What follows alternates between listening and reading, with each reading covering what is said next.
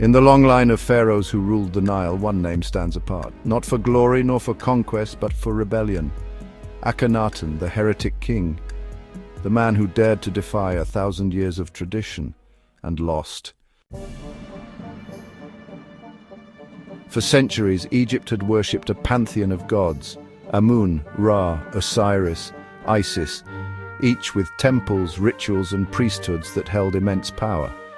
But in the heart of the 18th dynasty, one man rose to the throne with a vision that would shatter the old world. He was born Amenhotep IV, son of Pharaoh Amenhotep III and Queen Tai. But from the start he was different. While others bowed to many gods, he turned his gaze skyward, to one, the Aten, not a god in human form, not a beast of the underworld, but the sun itself, the light that gives life. He changed his name to Akhenaten, effective for the Aten, and with that he declared war on Egypt's sacred order. Temples to Amun were closed, their treasures seized, statues were torn down, priests stripped of power. In their place, a new cult rose, centered not on mystery but on light, on the radiant disk of the Aten.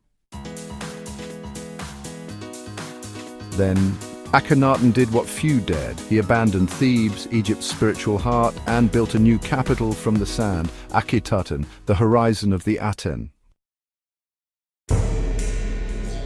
The art of his time broke every rule. No longer stiff, divine and eternal, figures became soft, curved, alive.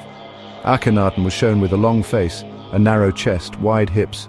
Some say it was symbolic. Others whisper of illness or something more mysterious.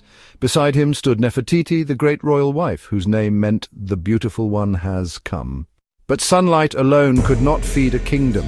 Without the favor of Amun, without the power of the old gods, Egypt grew restless. The priests, once silenced, whispered from the shadows. The people suffered.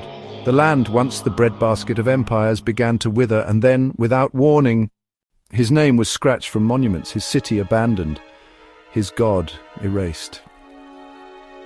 In his place a boy king rose, the Tutankhaten, soon to be Tutankhamun. He restored the old gods, the old temples, the old ways, and Akhenaten became a ghost, a heretic in the eyes of his people, a mystery in the pages of time. Today, Akhenaten stands not as a blasphemer, but as a visionary, perhaps too far ahead of his time. In the golden light of history, we see not just gods and kings, but the cost of defiance, and the legacy of those bold enough to reshape a world.